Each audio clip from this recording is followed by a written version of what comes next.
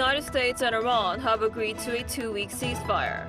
U.S. President Donald Trump said he'll suspend attacks against Iran for 2 weeks, subject to Iran agreeing to open the Strait of Hormuz.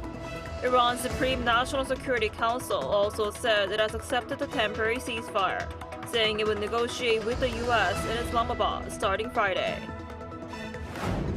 Public parking lots in South Korea will operate on a 5-day rotation system starting today, where drivers can only park on designated days based on the last digit of their license plate. Public sector workers' vehicles will also face tightened driving regulations under a 2-day rotation.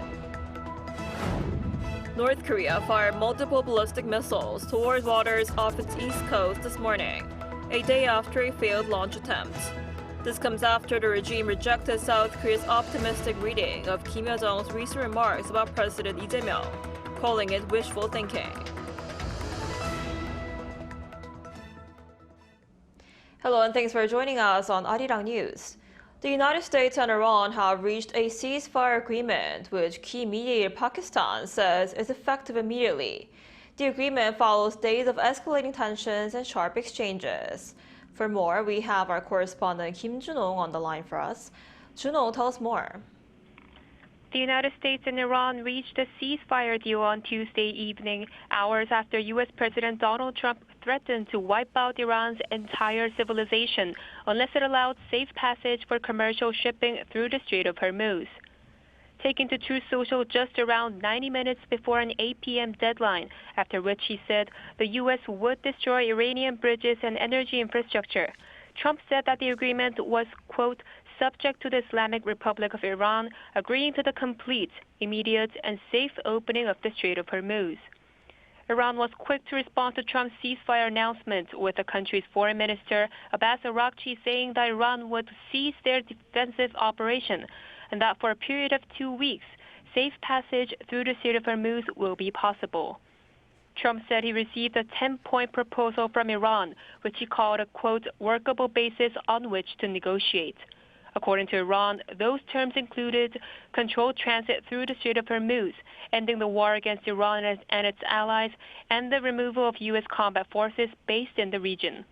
The proposal also calls for the lifting of all primary and secondary sanctions, full compensation to Iran, and the unfreezing of Iranian assets held by the United States. Pakistan's Prime Minister Shehbaz Sharif, who was acting as a mediator between the U.S. and Iran, welcomed the agreement in a statement, adding that the ceasefire is effective immediately.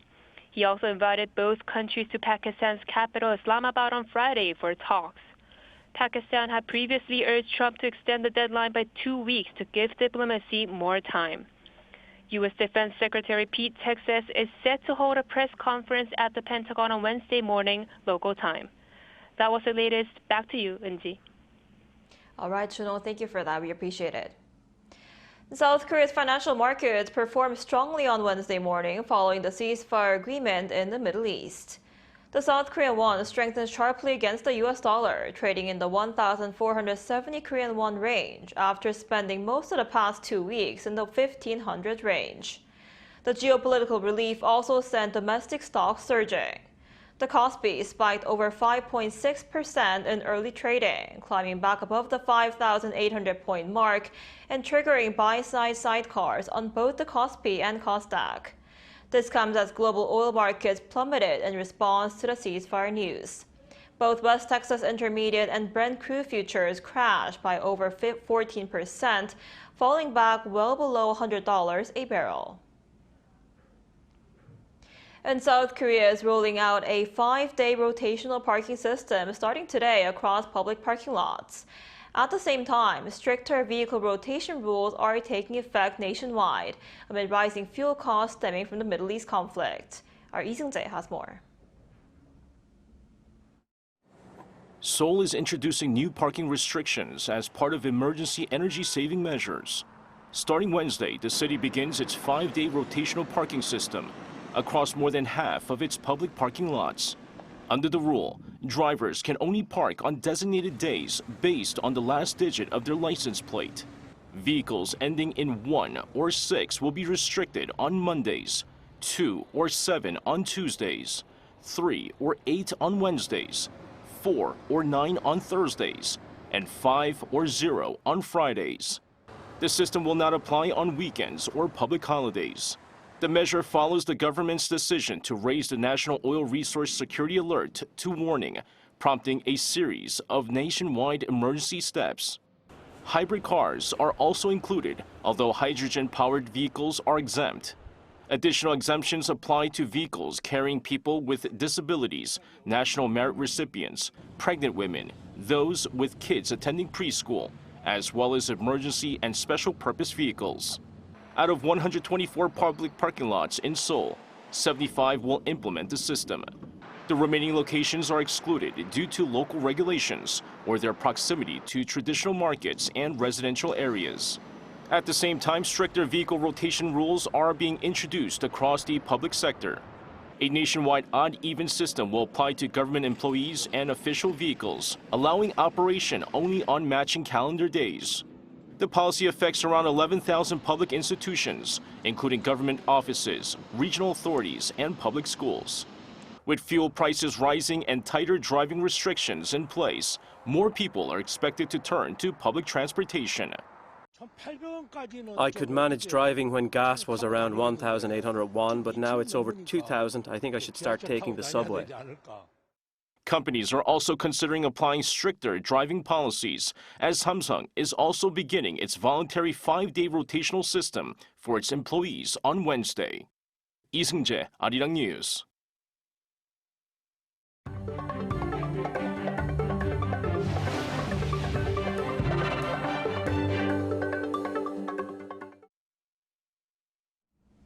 North Korea fired multiple ballistic missiles into the East Sea a day after a previous failed launch.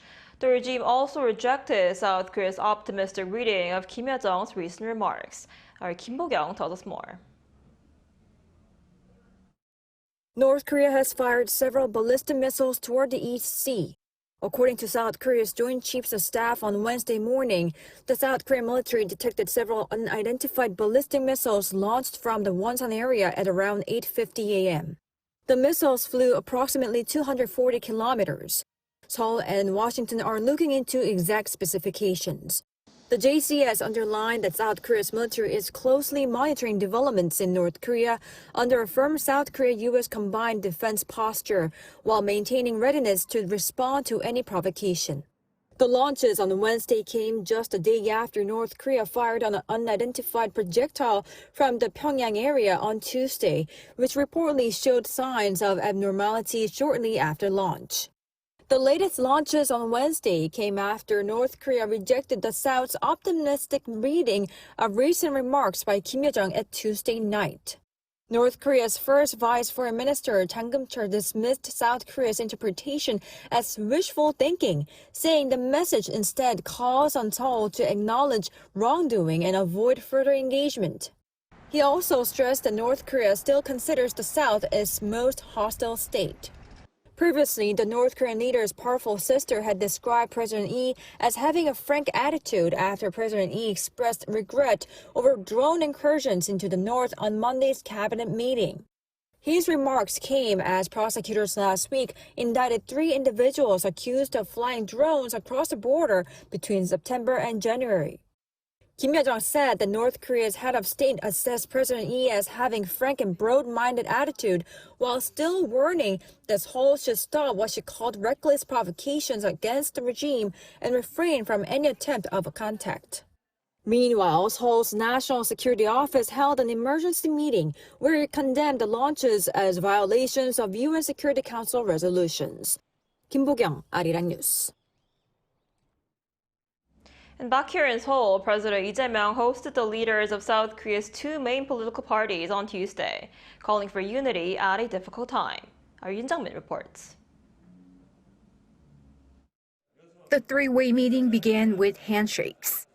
President Lee Jae-myung, wearing a tie representing unity, called for across-the-aisle cooperation as he hosted the leaders of the nation's 2 main political parties over lunch, stressing the importance of communication.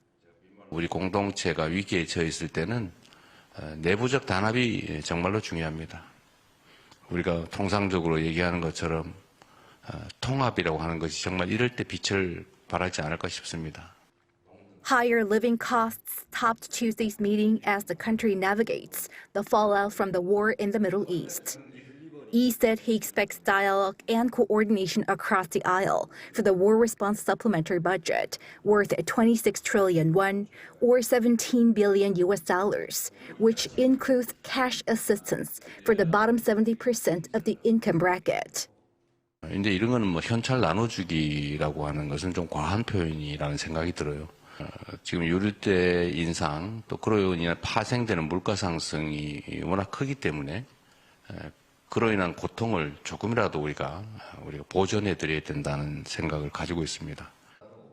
As the president reiterated that the government's extra budget was organized with surplus tax revenues, the ruling Democratic Party leader Chung Cheong-nae asked for support for its swift approval.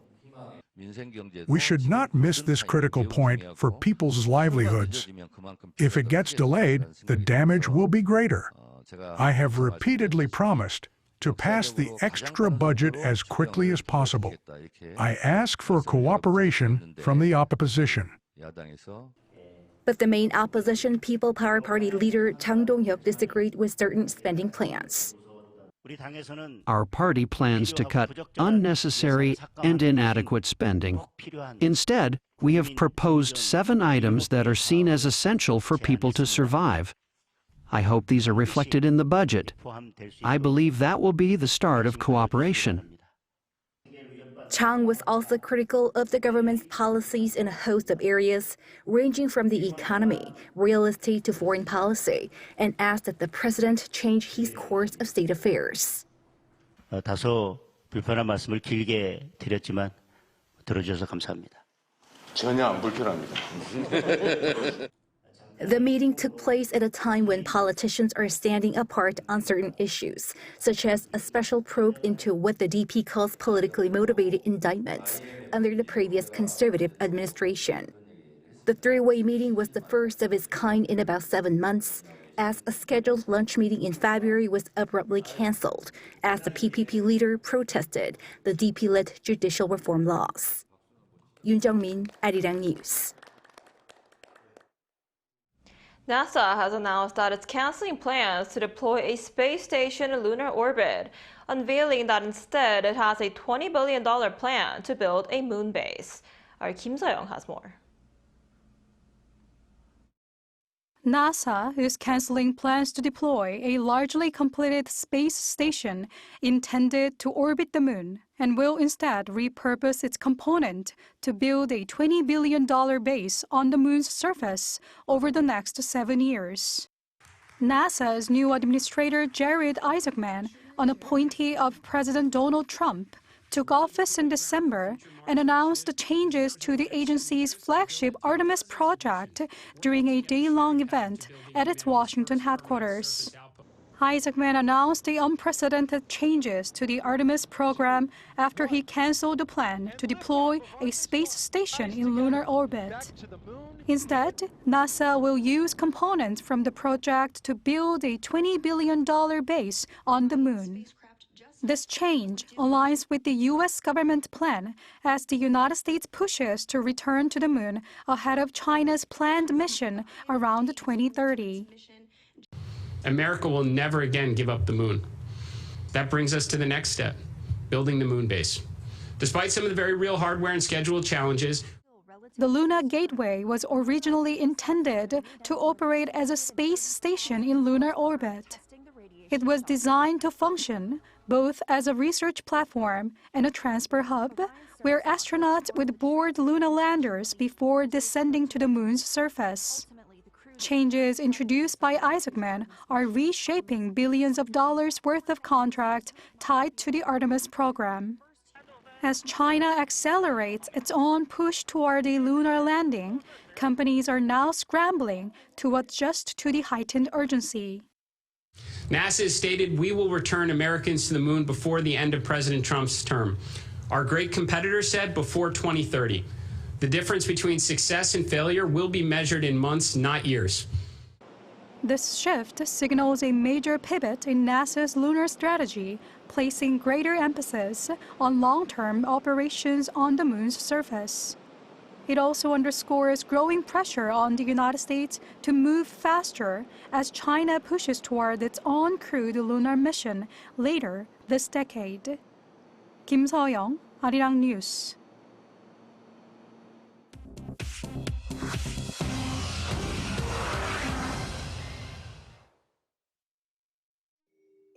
This is The World Now, bringing you everything you need to know from around the globe.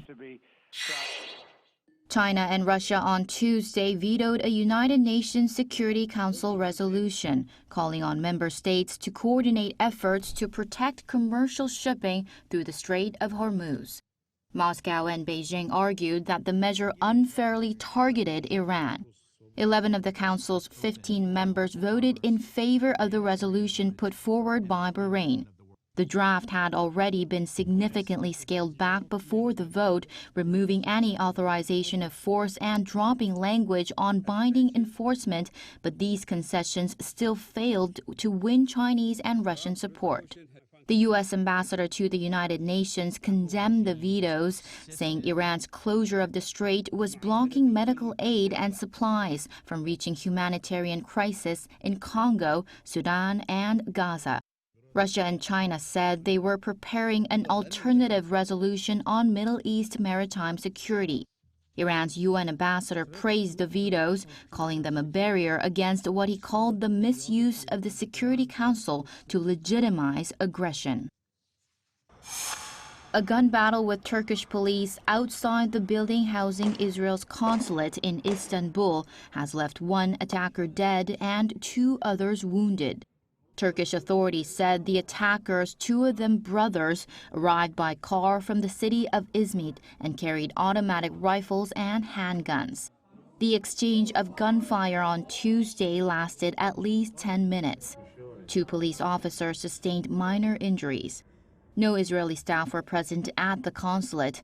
Israeli diplomats had withdrawn from Turkey shortly after the Gaza war began in late 2023, amid large protests and a freeze in Turkish-Israeli diplomatic relations. Heavily armed police and armored vehicles have been stationed around the consulate since then. The U.S. Department of Homeland Security on Tuesday raised the possibility of withdrawing customs officials from major international airports in so-called sanctuary cities.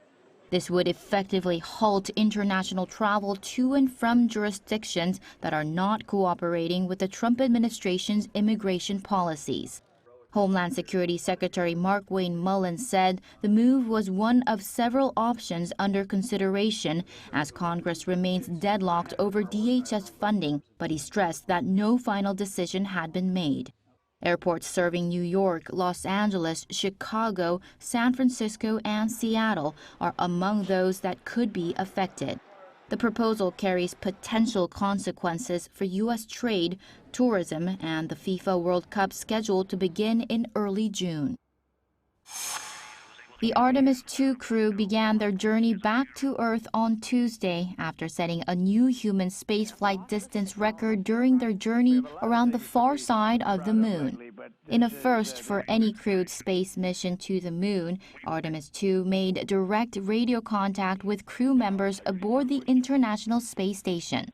Artemis II's crew are targeting a splashdown off the coast of San Diego on Friday, wrapping up a nearly 10-day test flight that will set the stage for Artemis III next year and a crewed lunar landing attempt with Artemis IV in 2028. Chu Ji-hyun, Arirang News.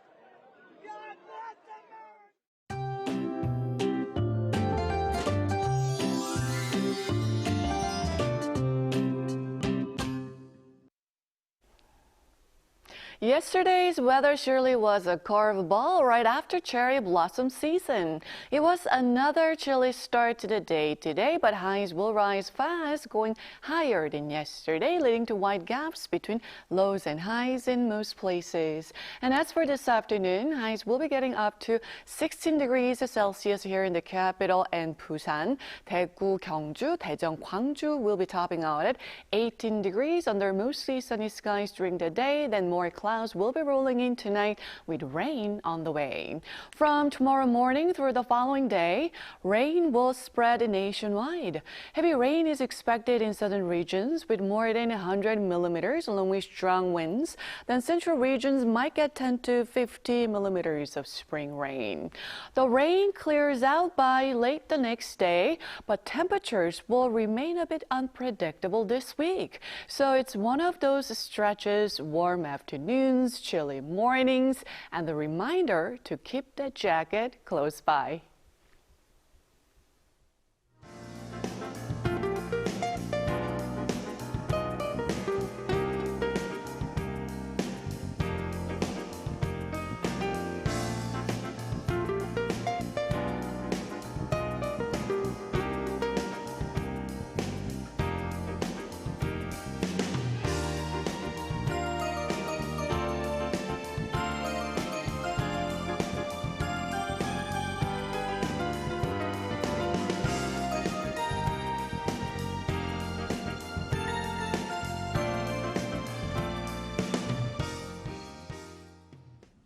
That's all we have for today's noon edition of Arirang News. Thank you for watching. We'll be back at 5 p.m. Korea time. Stay tuned.